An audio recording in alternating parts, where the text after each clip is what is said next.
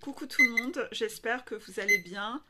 Petite suite sur la supposite, qui est le nouveau portail pour le mois d'août, pour le coup.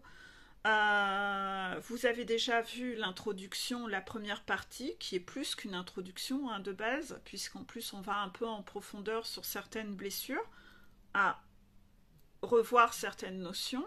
Je remettrai la partie 1 en dessous. Pensez bien à la revoir. Et là, on va enchaîner pour traiter d'autres problèmes autour de la supposite. Dans le problème de la supposite, vous avez vu que ceux qui supposent beaucoup, d'accord, les dominateurs, vous vous rappelez, les dominateurs, ce sont qui? Ce sont les personnes qui ont le duo blessure de trahison et blessure d'injustice au summum du summum. D'accord? Les dominateurs sont en général des très complotistes. Ils ont un côté très complotiste. Pourquoi? Parce que dans leur esprit, leur soif de domination, pour pas se faire baiser dans la vie, pour pas, voilà, pour être dans ce pouvoir, pour pas être le baisé, pour être le baiseur, ils supposent, dans leur supposite, que tout le monde est comme eux. Que tout le monde cherche à être dans le avoir plus, avoir toujours plus. Donc en fait, comme eux sont un peu détraqués et névrosés du avoir, ils supposent que tout le monde sur Terre est névrosé du avoir. Donc, ils se disent, tout le monde est comme moi, tout le monde pense comme moi, donc je transpose sur l'autre mes propres intentions, mes propres névroses. Je pars du principe que tout le monde fonctionne comme moi. Je suis un Dieu, je suis la vérité absolue. Donc, l'autre, lui aussi, il est dans cette névrose du avoir. Il a de mauvaises intentions. Il est complotiste. Voilà. Il fait des complots. Il y a une alliance de ci, il y a une alliance de ça. Ah, il l'a fait exprès. Et en fait, ces gens, quand vous les écoutez parler, au bout d'un moment, vous avez l'impression d'être en face de gros malades mentaux. C'est des fous, en fait. Ils font des hypothèses de cinglés. Ils racontent de la merde. Ils racontent des conneries. Et ce sont des choses supposées. C'est des choses qu'ils n'ont pas vérifiées. C'est-à-dire que de là où ils sont, ils supposent, sans avoir parlé avec la personne, et ils supposent à distance. Comme s'ils savaient tout, comme s'ils étaient des dieux vivants qui savaient ce qui se passe dans leur vie. Comment repérer ces complotistes? La façon la plus facile à repérer, vous les repérerez au travail, en repas de famille ou en soirée entre amis. Ce sont des gens très belliqueux. Les dominateurs sont très belliqueux. Ils sont toujours un peu énervés, ils sont toujours un peu colériques, un peu tendus, toujours un peu rebelles, vous voyez? Et ils se mettent, même dans des moments de plaisir, à venir parler de sujets un peu prises de tête, où on n'est pas du tout dans le plaisir. Ça vient faire vriller l'ambiance, dans une ambiance prise de tête, alors qu'on était dans un moment de détente et de plaisir. Ils vont donc avoir plaisir à lancer des débats où ils vont se prendre pour des demi-dieux et être la personne qui veut être sous les projecteurs à vous apporter le fait que je vais chercher à me mettre en valeur, je suis un dominant, en baissant la valeur des autres. Donc, je vais parler de quelqu'un en lui prêtant de mauvaises intentions et en disant qu'il fait ci, qu'il fait ça. Sauf que, si vous écoutez, ce n'est que de la supposition. Souvent, c'est une personne qui n'a pas parlé avec la personne, qui n'a pas de preuve d'eux, mais qui, pour se mettre en valeur en société, va avancer des choses qui ne sont pas vraies. J'abîme les autres pour remonter ma valeur. Je baisse la valeur des autres pour remonter la mienne. C'est ni plus ni moins que quoi? un comportement de pervers narcissique. Si vous lisez les diapos sur les pervers narcissiques, vous le savez, que c'est un red flag pour repérer quelqu'un de pervers narcissique. On en revient à quoi? C'est que les dominants qui ont une grosse blessure de trahison et grosse blessure d'injustice ont beaucoup de comportements similaires à un pervers narcissique. Donc la personne qui fait ça, la personne qui est éduquée, qui n'est pas ignorant, elle le voit le red flag, et là, vous êtes un peu grillé, parce que la personne, elle se dit « Merde, j'ai peut-être un pervers narcissique en face de moi. » C'est ça. C'est que plus vous êtes ignorant, plus vous faites des choses qui sont comme les pervers narcissiques, vous pensez que c'est normal, parce que vous avez été entouré dans votre cercle par des gens qui faisaient tout ça, mais la personne qui n'est pas ignorante, elle sait que c'est pas normal. Elle est entourée de gens sains. Et quand elle vous voit, vous, dans ce mécanisme-là, elle vous a capté. Et là, vous lui donnez l'image que vous êtes comme un pervers narcissique. Donc les gens, en général, vous allez facilement les repérer parce qu'ils vont parler de stars à la télé, ils vont parler de comédiens, ils vont parler d'hommes politiques, ils vont parler de patrons avec qui ils n'ont aucune intimité, avec qui ils n'ont peut-être même jamais parlé, si c'est un homme politique ou un personnage de la télé. Mais ils vont réussir à vous tenir une conversation pendant un quart d'heure, une demi-heure, 1 heure, 3 heures, alors qu'ils n'ont jamais parlé avec la personne. Ils n'exposent pas des faits, ils exposent des suppositions pour se mettre en valeur. Et quand vous écoutez ce discours, cette personne, elle est dans un ego démesuré, elle se tourne en ridicule. Et vous la voyez faire des grands gestes et être persuadée de son truc. Et là, vous dites, mais quand même, cette personne, elle est dans le jugement. La personne est persuadée qu'elle fait de la dénonciation. Non, elle essaye de se mettre en valeur pour montrer que moi, je sais tout, moi, je, pour obtenir de la valeur et marquer mon emprise sur les autres, puisque je suis un dominant. Donc, je vais te faire tout un discours sur le « moi je sais », mais quand vous écoutez son discours, il est basé sur quoi? Vous savez que cette personne, elle parle peut-être d'un homme ou d'une femme politique et qu'elle lui a jamais parlé de sa vie. Donc comment peut-il savoir tout ça? Il dira « on dit que », mais « on » c'est hyper flou, « on » c'est pas précis, ça a été vérifié, c'est quoi? C'est des rumeurs? Donc, comment peut-on se prendre la tête et parler pendant 1 heure à table d'une conversation qui est basée sur du « on a dit »,« j'ai entendu que », sur de la rumeur? Vous voyez, mais l'absurdité de la situation. Est-ce qu'il y a matière à se prendre la tête sur un « on a dit que » ? Et quand vous allez la titiller, cette personne, pour savoir « mais comment tu sais ça? Tu le sais comment ?» Son discours va être de plus en plus flou. Et le discours qui est très flou, c'est qui a un discours très flou? La soupe de mots, c'est le côté histrionique. La personne histrionique, elle a un discours très flou. Pourquoi? Parce que la personne histrionique, c'est la personne qui en fait des tonnes. C'est la personne qui en fait des tonnes et qui a besoin d'être sous la lumière, dans un jeu théâtral. Histrionie veut dire théâtral. Donc la personne histrionique qui en fait des tonnes, qui fait un jeu théâtral, c'est que du paraître. Mais vous faites, il n'y a plus rien en dessous. C'est que de la paillette. Vous faites ça, les paillettes, elles s'envolent. En dessous, c'est du charbon. C'est creux, c'est vide.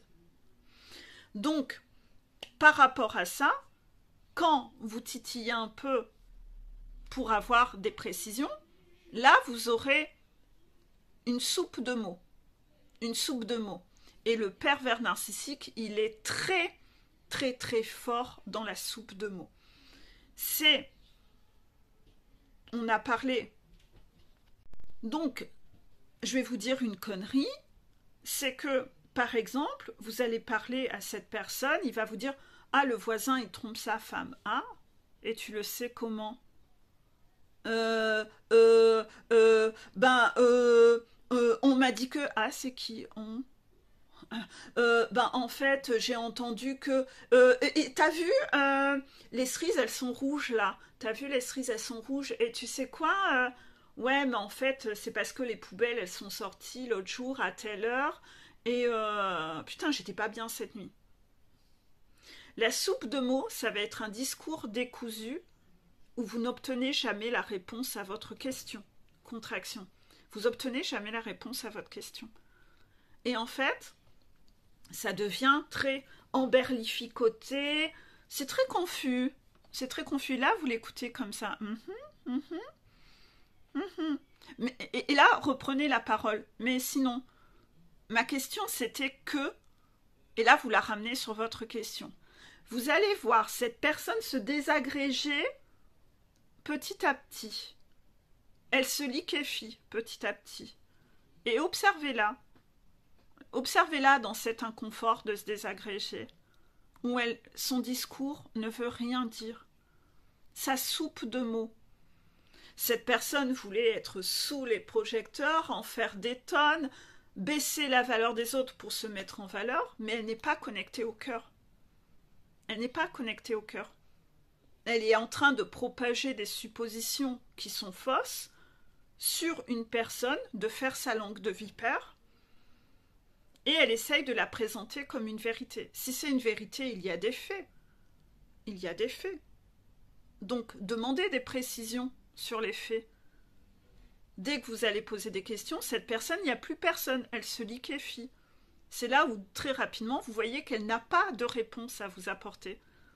Parce qu'en fait, elle n'était que dans de la supposition. Il n'y a pas de fait. Et finalement, elle récolte donc le contraire, puisqu'elle se tourne en ridicule. On en revient toujours à cette phrase que quand vous faites les choses dans le but de, au lieu d'être connecté au cœur, vous récolterez toujours exactement le contraire. C'est ce qui se passe pour cette personne. C'est là où il faut faire la différence entre dénonciation et jugement. Donc c'était important de revoir ces notions les mois précédents, de travailler sur cette notion-là. Vous voyez que toutes ces notions s'imbriquent les unes dans les autres. Donc si vous êtes ignorant et que vous switchez des modules, bah vous comprenez rien. Vous restez ignorant ou vous comprenez rien. Il n'y a rien qui s'imbrique. On avait donc fait des vidéos qui faisaient la différence entre dénonciation et jugement. Pour vous aider à faire la différence de nouveau, parce que c'est toujours bien de réviser, le jugement est basé sur une supposition. La dénonciation est basée sur un fait. C'est totalement différent.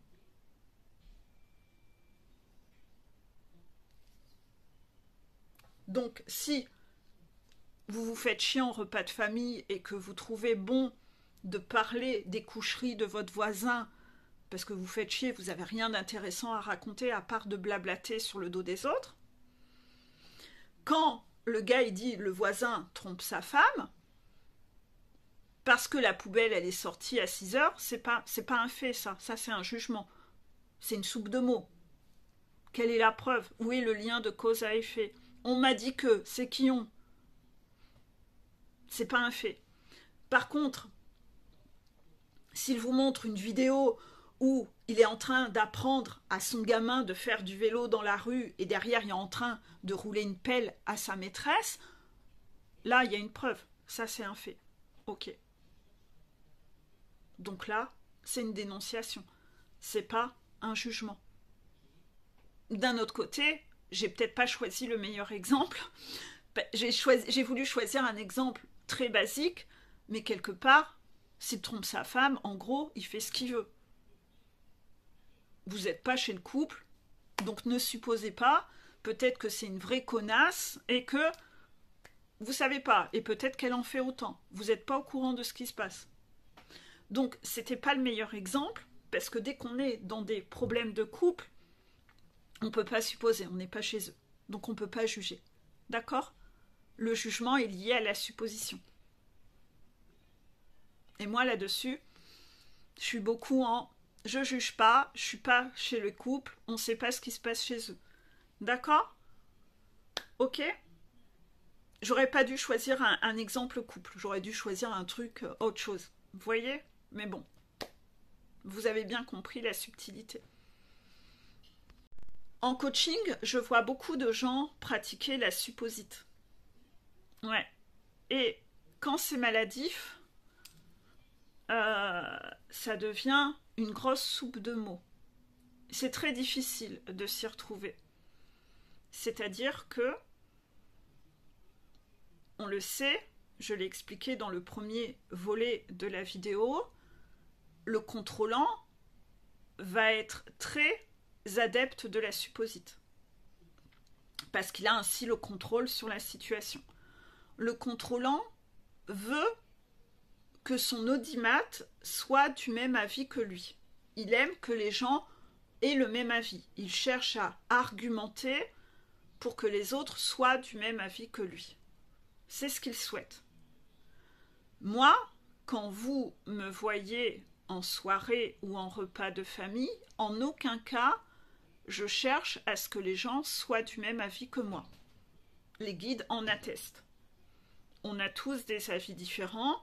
Je ne suis pas quelqu'un qui va polémiquer pendant 3 heures autour de la table pour pousser l'autre personne à être du même avis que moi.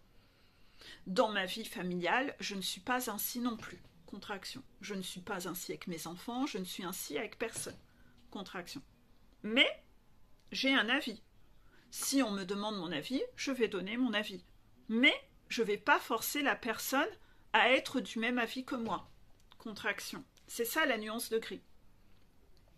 Si, désolée, j'ai reçu un appel, donc quand je suis coupée comme ça, après je ne sais plus ce que je disais. Je perds le contrôle. Voilà. Oui, si la personne en face, elle m'expose qu'elle a, elle, un avis sur un truc et que moi, j'ai pas le même, je dirais que je suis pas du même avis. Ouais, parce que je suis pas du même avis, donc je vais pas non plus être hypocrite et mentir. Avant, j'aurais rien dit, parce qu'avant, je faisais partie du clan des serpillères. Mais parfois, il m'arrive de voir à table les dominants qui veulent propager leur discours de merde, et je trouve leur discours extrêmement choquant.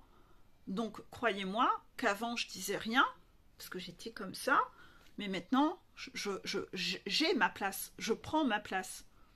Je vous avais donné quelques exemples où, à Noël dernier, j'avais vu des anciens déblatérer sur les nouvelles générations et dire que les gamins d'aujourd'hui, ils sont limite plus cons que eux. Alors que moi, j'ai pas du tout cette vision-là. Et en plus, les gamins étaient quand même présents, donc c'est ultra humiliant. Je m'en prends gratuitement plein la gueule. Ben, j'ai été l'adulte qui a eu les couilles de prendre leur défense, en fait. Et de venir donner ce coup de bélier dans cette rigidité, où cette personne baissait la valeur pour remonter la sienne. Et ben moi, j'ai fait mon Ghostbuster. La personne, elle a été tournée en ridicule à la fin, mais au moins, elle arrêtera de rabaisser les autres. Si elle n'a pas envie d'être tournée en ridicule, la prochaine fois, elle arrêtera son cinoche, qui est complètement humiliant et rabaissant et méprisant, en fait. Ça, avant, je ne l'aurais pas fait. Mais aujourd'hui, dans ma montagne, on m'a poussé à devenir cette personne. Contraction, à pas laisser les dominants étouffer les autres. Non. C'est comme quand vous voyez un dominant dans la rue qui va violer une femme ou une gamine. Vous allez intervenir. Bah là, c'est la même chose. C'est j'interviens. J'arrête. Avant, j'avais une peur du conflit. Donc, je ne serais pas intervenue. C'est de la lâcheté en soi. Aujourd'hui, je démarre au quart de tour sur des situations comme ça. Comment? En apportant des faits et des preuves pour montrer que son argumentaire, c'est de la grosse daube, que c'est de la soupe de mots. Donc je vais aller la pousser dans ses retranchements pour lui montrer que son argumentaire, c'est de la grosse merde. J'ai eu ça, ce défi aussi en soirée, où on était dans... Ça serait trop long à raconter les détails. Mais, pareil, il y avait des adolescents qui parlaient de quelque chose de gai, donc il y avait des adultes qui parlaient de tout ça et qui s'émerveillaient avec eux parce qu'ils avaient la parole. Et il y a une nana qui est qui aime se mettre en valeur, qui coupait la parole pour aller dénigrer ce que l'adolescente avait raconté, qui était quelque chose sur un truc festif. Et elle vient dézinguer ça en venant ramener sa fraise. Et ce qu'elle a raconté, c'était beaucoup dans le fait de dénigrer, en fait. Donc là aussi, elle abîmait et elle dénigrait ce qui était différent de ce que elle aime. Mais les gens ont le droit d'aimer. Et c'est ce que j'aime pas, en fait, quand les adultes veulent aussi humilier les plus jeunes publiquement, en fait. Parce que derrière ça, j'ai bien vu que la gamine, elle osait plus rien dire, en fait. Genre, elle apparaissait pour une cruche. Alors que l'argumentaire de cette personne, qui en plus est journaliste, donc souvent ils pensent qu'ils savent tout sur tout, contraction, elle disait vraiment des conneries. Donc, comme elle venait quand même de couper la parole pour elle être sous la lumière, je lui ai donné un micro. Donc, je lui ai posé 2-3 questions sur son argumentaire pour montrer à quel point elle était contradictoire. Elle venait de dire de la merde et de prendre la parole, de couper la parole à quelqu'un de vulnérable, parce que plus jeune, etc., pour avoir le pouvoir, mais en disant de la grosse merde. Bien sûr que l'adolescent n'osait pas intervenir. Ben, je suis, moi, intervenue en posant 2-3 questions pour montrer que son argumentaire, c'était du paraître, c'était de la paillette, c'était du faux. Donc, au final, cette personne,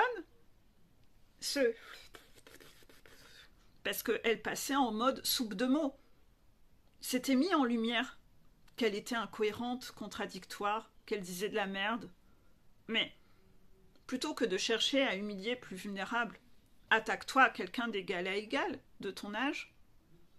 Donc là, en fait, pareil, je l'ai poussé dans ses retranchements à montrer que son argumentaire, c'était de la grosse daube. Et j'ai tissé ma toile autour d'elle. Et à un moment, elle n'avait plus rien à dire. Sa soupe de mots, elle s'était empêtrée dans son argumentaire qui n'avait ni queue ni tête. Ou ce qui sort, ça veut rien dire. Et vous êtes là en train de la regarder se désagréger sur place. Et bien dans ces cas-là, vous avez participé à faire un coup de Ghostbuster sur un dominant qui était toxique dans ce cercle, parce qu'il y en a plein qui n'osent pas reprendre le pouvoir. Mais quand vous êtes sorti de vos blessures et que vous avez décidé de ne plus faire partie du clan de Serpillère, ben vous reprenez le pouvoir. Tiens, et ça, croyez-moi que les gens qui sont comme ça, quand vous les revoyez après, ils se tiennent à carreau. Vous voyez, ils empiètent plus sur le terrain des autres. Ils restent dans leur... Ils arrêtent de couper la parole pour dire de la merde. Ils arrêtent d'essayer de baisser la valeur des autres pour se remonter. Parce qu'ils savent que s'ils jouent un peu trop à ça, ils veulent être sous les projecteurs. Ah! Venez tous! Venez! Nous allons l'écouter. Tu veux qu'on t'écoute? On va t'écouter. On va te poser des questions. Oh! Mais c'est quoi cette soupe de mots? Ça tient pas la route? Voilà, la personne n'est pas connectée au cœur. Elle n'a pas de savoir-vivre. Elle est en train de chercher à se mettre en valeur. Elle est humiliante en public. Et elle essaye d'écraser pour se mettre en valeur. Ben, si elle veut être mise en valeur et sous les projecteurs, donne... Allez! Attends, on te met plein de projecteurs. On t'écoute. Alors, question numéro 1. Et là, vous pouvez être sûr, elle se désagrège publiquement. Voilà. c'est le seul moyen de faire en sorte que les dominateurs n'aient plus envie de jouer à ce jeu-là. C'est comme ça qu'ils vont arrêter ce petit jeu. C'est que après, quand vous serez dans la même pièce, déjà, je ne dis pas que vous les aurez transformés. Ils continueront peut-être encore ce petit jeu avec d'autres personnes. Mais si le clan des serpillères se réveillait et qu'il y avait plus de gens comme ça leur arriverait plus souvent de se prendre un coup de tch devant tout le monde et ils arrêteraient de jouer au dominateur. Ça serait un peu plus stable, un peu plus équilibré en fait. Il y aurait plus, ils oseraient plus chercher à prendre le pouvoir. Donc essayez de regarder tous ces complotistes qui supposent, qui inventent, qui essayent de présenter ça comme étant une vérité. Méfiance. Quelqu'un qui est complotiste comme ça, en général, il perd toute sa crédibilité après. Quand vous avez joué au complotiste, à inventer, le jour où vous racontez quelque chose, les gens ont gardé en mémoire que vous avez quand même beaucoup supposé, vous avez beaucoup inventé, et cette personne, elle est encore sûrement dans sa paranoïa de cinglé, à inventer des trucs et à essayer de nous faire croire que ça, à nous faire prendre des vessies pour des lanternes, vous voyez. Et en fait, quelqu'un qui est complotiste perd toute sa crédibilité. Alors qu'en fait, ce qu'il cherche à avoir, il est dans le avoir, c'est tout le contraire. Il cherche à avoir de la crédibilité aux yeux des autres. C'est pour ça qu'il est obligé de se mettre en valeur, de montrer qu'il sait et de baisser. Il n'est pas dans l'être, il cherche à avoir. Et donc, en fait, ça va se retourner contre lui, puisque comme il n'est pas connecté au cœur, il récoltera exactement le contraire. Ce qu'il dit ne tient pas la route. Et à la fin, il perd toute sa crédibilité. Parce que les gens gardent en tête, ils ont gardé en mémoire ce sketch-là. Et la personne, elle est grillée en fait, elle est grillée. Donc essayez d'observer ces complotistes et essayez de voir, parce que vous avez peut-être une passionnite envers ces gens qui... Waouh! Putain, cette personne, elle sait tout sur tout, mon Dieu, qu'elle est intelligente. En fait, elle ne sait pas tant que ça. Elle est dans le paraître, elle met de la poudre aux yeux. Mais quand vous creusez un peu, il y a beaucoup de choses inventées qui ne sont pas vérifiées. C'est de la supposite. Et il n'y a franchement pas de quoi être impressionné par de la supposite. Hein. Parce que inventer, tout le monde peut le faire en fait. Et vous le savez, parce que c'est un des red flags des pervers narcissiques, c'est que les pervers narcissiques ont beaucoup le grandiose, notamment, mais même les autres, hein, le solaire et la brebis égarée également, donc vraiment, on va dire tous les pervers narcissiques ont cette particularité de savoir sauver les apparences et savoir montrer qu'ils savent alors qu'ils ne savent pas. Et parfois, ce qu'ils racontent, c'est juste du mimétisme qu'ils ont entendu quelqu'un et ils répètent. Mais il n'y a rien eu de vérifié. Il n'y a rien de solide. Et même, c'est pour ça, souvent, je vous avais même fait une vidéo là-dessus pour les repérer, ces pervers narcissiques. C'est des gens qui savent tout sur tout. Le rigide, il sait. Hein. Le rigide, oh là là, le rigide, il sait. Le rigide, il sait tout. C'est un dieu. Donc en fait, il est avocat, il est chirurgien, il est politicien, il est banquier, il sait tout sur tout. C'est pour ça qu'il critique tout le monde. Parce que lui, il est au-dessus. Lui, c'est un dieu. Lui, c'est pas son métier, mais il sait mieux. Mais il sait. Par définition, le rigide, il sait. Voilà. Donc, ils ont beaucoup de prestance à montrer qu'ils savent. Quand vous posez des questions, vous voyez qu'ils savent que dalle, en fait. Creusez, mettez-les dans un inconfort, jouez à la greluche. Ah bon? Et tu sais ça comment? Mettez-les dans un inconfort. Posez des questions, vous verrez. Ils savent pas grand-chose. Ils supposent, c'est différent. Donc vous laissez pas impressionner et ne mettez pas un halo de lumière, l'effet halo autour des gens qui ont l'air d'eux. Soyez pas dans cette passionnite-là, parce qu'il n'y a franchement pas de quoi avoir une passionnite envers la supposite. Hein. Croyez-moi, hein, c'est loin d'être beau, c'est franchement ridicule et pathétique. En effet, parce que ce sont des gens qui cherchent à être parfaits en apparence. Mais c'est que de l'apparence, c'est creux, c'est vide par derrière. Et donc, essayez de ne plus vous laisser impressionner par ça. Par cette perfection en apparence. Pour moi, je ne suis pas du tout impressionnée par ça.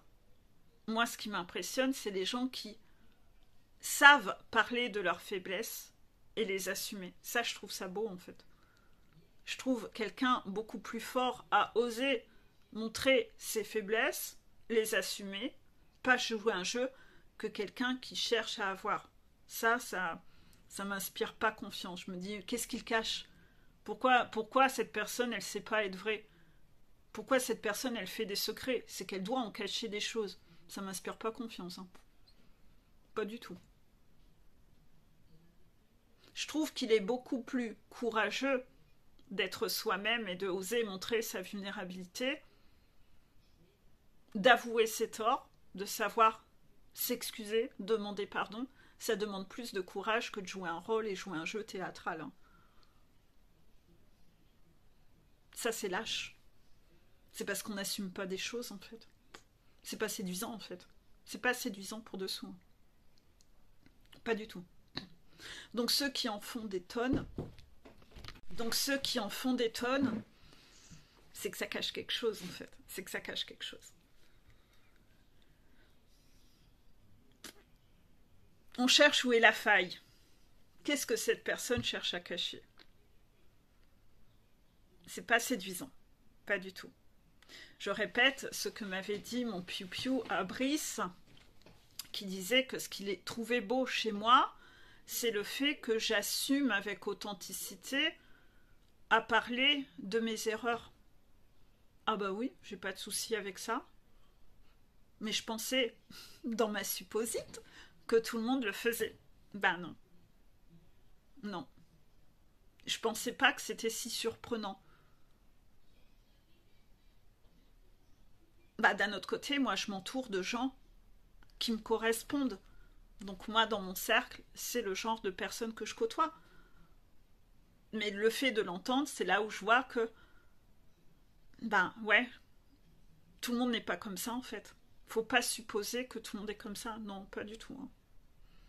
Ça vous le rappelle en fait. Ça vous rappelle de ne pas oublier que tout le monde n'est pas comme ça.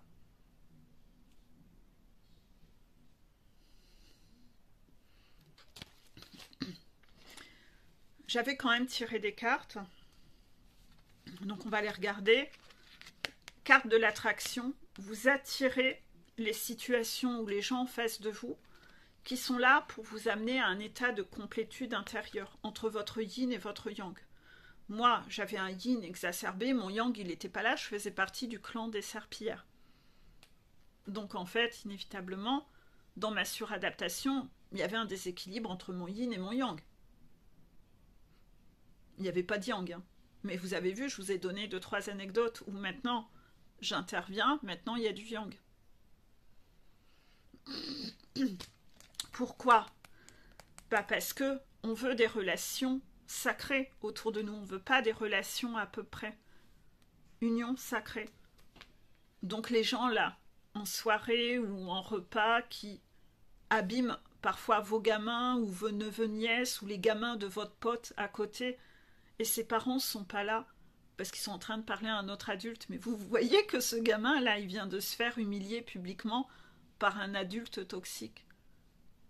Ben moi j'ai une parentalité, un côté parentalité qui émane de tous mes pores, contraction, même si c'est pas mon gamin, je peux pas me taire en fait. Je peux pas. Parce que c'est un être vulnérable. Je peux pas rester à rien faire. Je ne vais pas être observatrice à le laisser se faire dézinguer et humilier devant tout le monde. Se laisser abîmer pour qu'un adulte se mette en valeur. Bah quelle horreur. Et même si ses parents sont là, peut-être que ses parents, ils font encore partie du clan des serpillères auquel je faisais partie avant. Ben, en montrant l'exemple, peut-être que ça leur donnera envie un jour de sortir du clan des serpillères, de se dire c'est vrai. Pourquoi c'est elle qui a dû intervenir? J'aurais pu intervenir moi-même. Donc ce qu'on veut, c'est des unions sacrées, pas des unions à peu près. Arrêtez de vous déresponsabiliser de ce que vous avez à faire. Arrêtez d'être dans le tu qui tue. Endossez votre part de responsabilité dans ce que vous avez à faire et intervenir.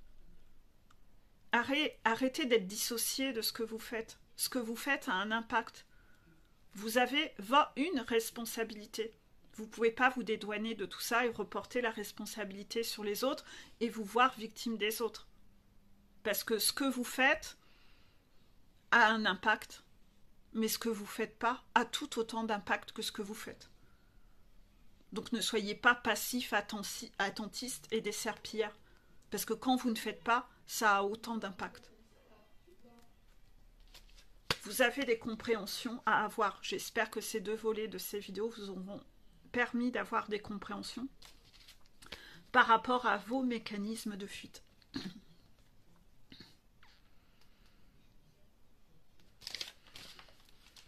J'espère que vous avez aimé ces volets vidéo. Je pense que vous voyez que les vidéos vont de plus en plus profond. Ça va de plus en plus profond. On fait du vrai travail intérieur. On n'est plus fixé sur du truc basique, chaser, runner, machin. Bien sûr, on en parle de temps en temps pour comprendre ce que l'un ou l'autre a travaillé, mais on est vraiment dans la transformation de la montagne. C'est ça, c'est être axé sur cette vraie transformation intérieure. C'est ce que je veux envoyer sur cette chaîne, c'est le fait de être, pas de avoir des informations sur l'autre, pas de fliquer l'autre. Ça sert à rien ça. C'est pas comme ça que vous vous transformez en papillon. Carte 1. La dictature s'épanouit sur le terreau de l'ignorance. C'est ça, hein? Tout ce que j'essaye de vous envoyer là, tout ce que je vous communique dans mes diapositives, c'est pour lever l'ignorance. C'est pour vous apprendre à analyser, à observer. C'est pour ne plus laisser les dominants vous bouffer tout cru, en fait. La dictature s'épanouit sur le terreau de l'ignorance.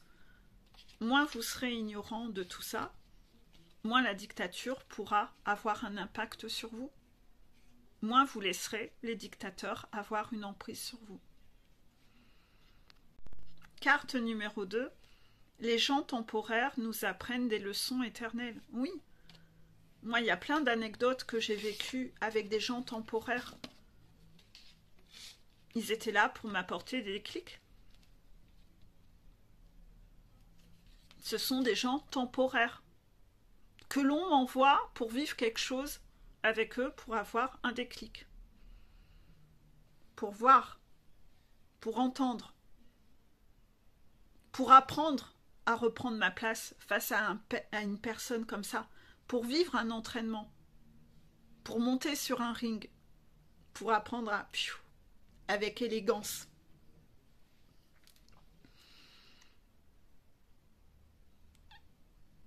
Pour voir une autre façon d'être toxique chez cette personne. Tiens, cette personne, elle est toxique de cette façon.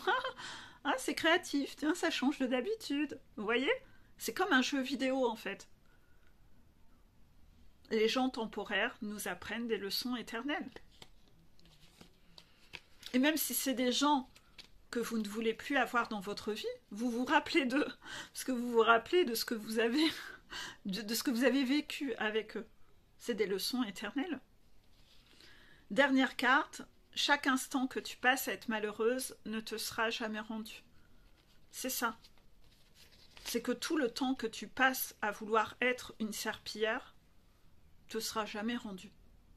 Tu seras jamais récompensé à être serpillière. Puis en plus, une serpillière, il n'y a pas grand monde qui admire une serpillière.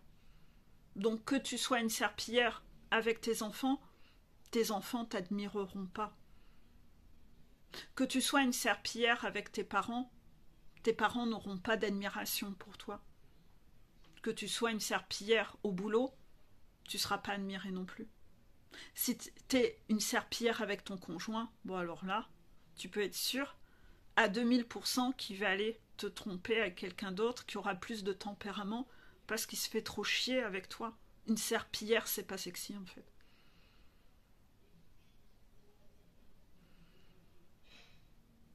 Donc subir, ça te rapporte quoi?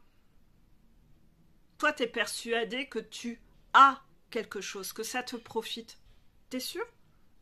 Fais le bilan, prends un bout de papier. Prends un bout de papier. Qu'est-ce que tu as avec ta stratégie? T'es sûr que t'es gagnant? Je suis pas sûre. Fais la liste de ce que tu as et fais peut-être la liste de ce que ça t'empêche d'avoir au final, ta stratégie. Tu te trahis tout seul.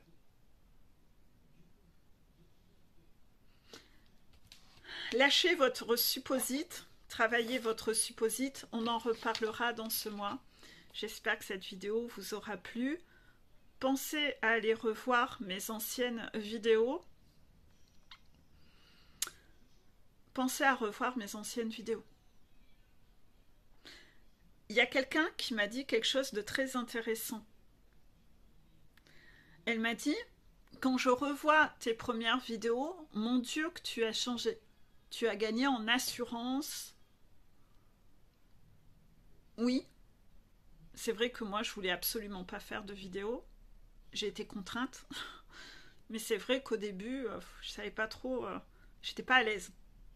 Et ça se ressent peut-être quand vous connaissez mes dernières vidéos et que vous allez revoir les anciennes, vous allez peut-être capter justement que j'ai réussi à être moi aussi dans mes vidéos et à gagner en assurance en fait. Alors qu'au début, je ne savais pas trop ce qu'on attendait de moi. Et je pense que je me donnais pas de légitimité à en faire. Déjà, je voulais pas en faire. Et quand je regardais les vidéos des gens, c'était des gens qui étaient toujours dans le « Ah, toute calme, toute douce ». Et moi, je me disais « Mais moi, je suis pas comme ça. Je peux pas faire de vidéos. Je suis pas une nana qui est toujours toute calme, toute douce. Moi, j'ai une personnalité, en fait. Qu'est-ce que je vais faire en vidéo ? Il faut être colchique dans les prés pour faire des vidéos. Il faut être toute douce, tout machin. » Ben, pas du tout, en fait. J'ai appris à être moi. Et ce matin, je suis tombée sur une chaîne que j'aime bien. C'est une chaîne que j'aime bien. Et à chaque fois, j'ai envie de vous parler de cette chaîne.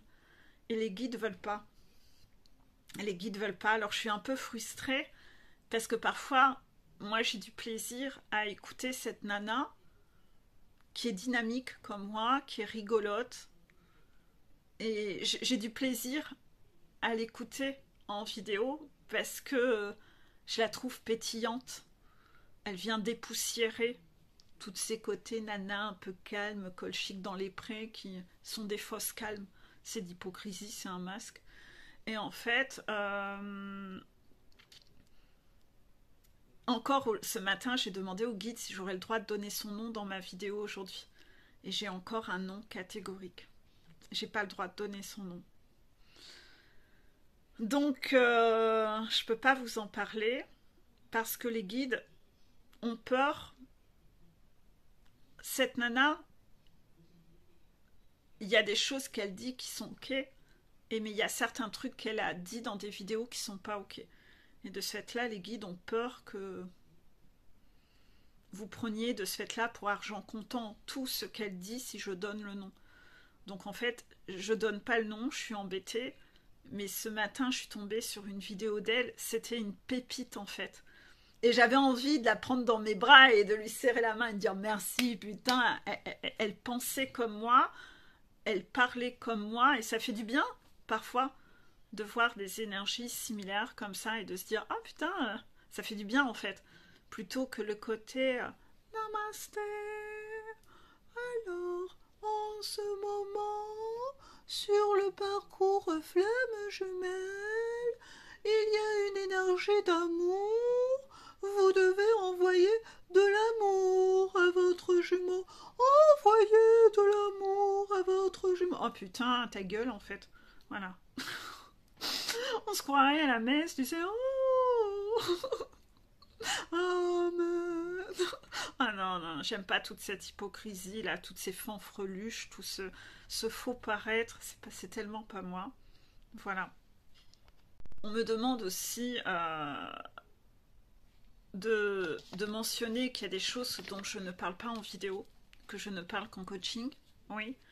Euh, Parfois, je parle de certaines choses en coaching parce que j'ai vécu ci ou ça et j'en parle pas en vidéo. Et parfois, certains piou me disent tu devrais faire une vidéo sur ce sujet-là. C'était tellement intéressant ce que tu m'as dit en coaching. Mais je ne le fais pas. Pourquoi je ne le fais pas? Parce que ça met en jeu des personnes de ma vie personnelle et que par respect pour ces gens-là, je ne souhaite en aucun cas les faire apparaître et parler d'eux en vidéo. J'estime que c'est outrepassé. C'est pas aligné avec moi, c'est pas ma façon de faire. Je vous ai déjà dit, je fais des vidéos, je voulais pas en faire, mais je cherche à protéger les gens qui m'entourent.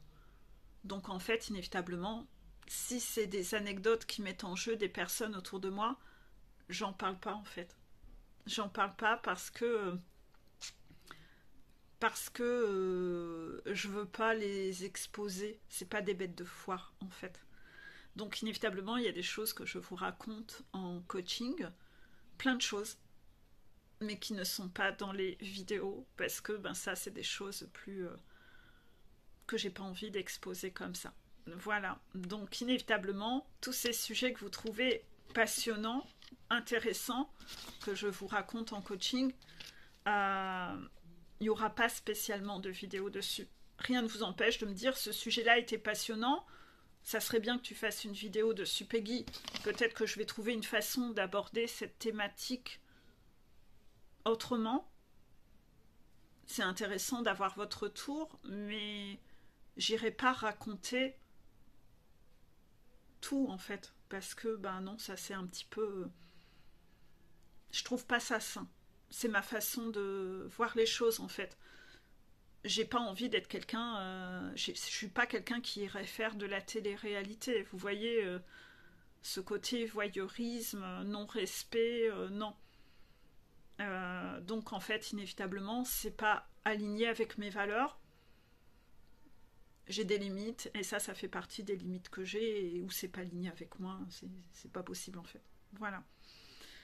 Il y a d'ailleurs des choses qui ont eu lieu dernièrement, même cette semaine au niveau de mes enfants, mais j'en ai pas parlé, parce que c'est trop intime en fait, c'est trop intime et c'est pas des bêtes de foire quoi.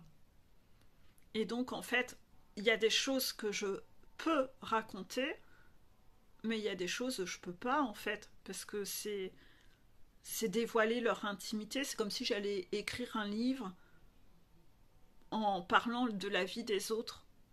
C'est pas sain, ça se fait pas, c'est question de savoir-vivre, enfin c'est pas dans mes valeurs. Donc voilà, pour tout ça, donc bien sûr, hein, vous avez pas dans les vidéos générales l'intégralité, ça reste, vous avez pas tout. Voilà, c'est normal, hein, c'est voilà. Je vous fais des bisous et je vous dis à bientôt.